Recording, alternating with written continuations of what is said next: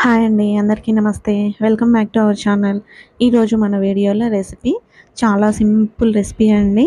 చిక్కుడుకాయ గింజలతో కర్రీ. ఇది బ్యాచులర్స్ కూడా చాలా ఈజీగా అప్పటికప్పుడు ఒక 10 మినిట్స్లో ప్రిపేర్ చేసుకోవచ్చు సింపుల్గా. మరి పెద్ద హంగామా లేకుండా ఇది సింపుల్గా 10 మినిట్స్లో ఎలా చేసుకోవాలో ఇప్పుడు చూద్దాము. ముందుగా ఈ కర్రీ కోసం ఒక ప్యాన్ తీసుకొని దాంట్లోకి ఒక 4 టేబుల్ స్పూన్స్ ఆయిల్ వేసుకున్నాను. ఆయిల్ కొంచెం హీట్ అయిన తర్వాత దాంట్లోకి కొద్దిగా జీలకర్ర, ఆవాలు, అలాగే మనకు కావాల్సిన పోపు గింజలు, ఒక ఎండుమిర్చి, కొద్దిగా పసుపు వేసి ఒక 1 మినిట్ వేయించుకోవాలి. ఇలా వేగిన తర్వాత పసుపు కూడా వేసిన తర్వాత దీంట్లోకి నేను ఒక పెద్ద సైజు ఉల్లిపాయల్ని మరీ సన్నగా కాకుండా చూస్తున్నారు కదా, ఒక మీడియం సైజులో కట్ చేసి తీసుకున్నాను. నిలువుగా కట్ చేసుకోకూడదండి ఈ కర్రీకి. ఈ విధంగా సన్నగా కాకుండా మీడియంలో కట్ చేసి, అలాగే ఒక 3 పచ్చిమిర్చిని కూడా పొడవుగా కట్ చేసి వేసుకున్నాను. మనం రెగ్యులర్గా కర్రీస్లోకి ఉల్లిపాయలు బాగా వేయించుకుంటాం కదా, గోల్డెన్ బ్రౌన్ కలర్ వచ్చేంత వరకు. మరి అట్లా మాత్రం ఈ కర్రీకి వేయించుకోకూడదండి, టేస్ట్ అస్సలు బాగోదు. కాసేపు మగ్గితే సరిపోతుంది. తొందరగా మగ్గడం కోసం దీనికి టేస్ట్కి సరిపడా ఉప్పు వేసుకోవాలి. ఇలా ఒక్కసారి కలుపుకున్న తర్వాత దీంట్లోకి నేను ఒక 1/2 కప్పు చిక్కుడుకాయ గింజలను అయితే వేసుకుంటున్నాను. ఇవి కూడా వేసుకున్న తర్వాత ఒక్కసారి కలుపుకోవాలి. కలుపుకొని దీంట్లో వాటర్ మొత్తం మగ్గేంత వరకు మూత పెట్టేసి బాగా ఉడకనివ్వాలి.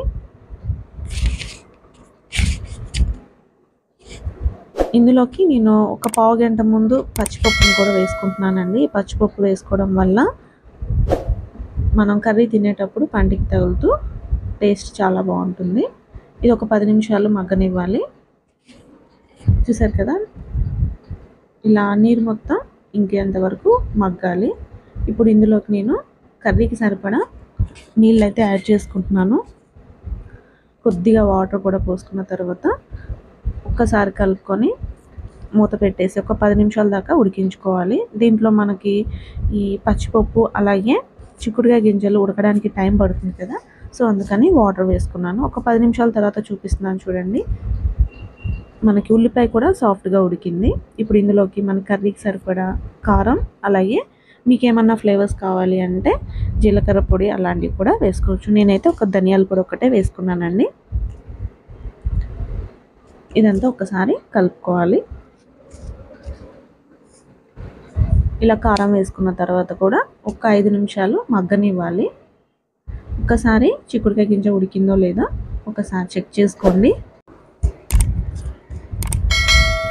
ఇలా రెగ్యులర్గా మనం చేసుకునే వెజిటేబుల్స్తో కర్రీస్ కాకుండా ఇలా అప్పుడప్పుడు ట్రై చేస్తే, ఇలా చిక్కుడుకాయ గింజలు కూడా చాలా ప్రోటీన్ ఫుడ్ కదండి, చాలా మంచిది.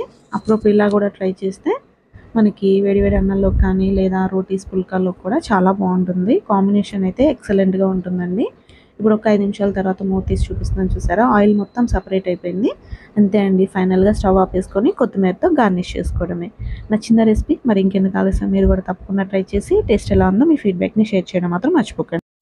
అలాగే మన ఛానల్ని సబ్స్క్రైబ్ చేసుకునే వాళ్ళు లైక్ చేసి సబ్స్క్రైబ్ చేసుకొని మీ ఫ్రెండ్స్ రిలేటివ్స్కి షేర్ చేయండి. ఇంకొక మంచి టేస్టీ అండ్ క్విక్ రెసిపీతో మళ్ళీ కలుసుకుందాం. Until then bye. Thanks for watching.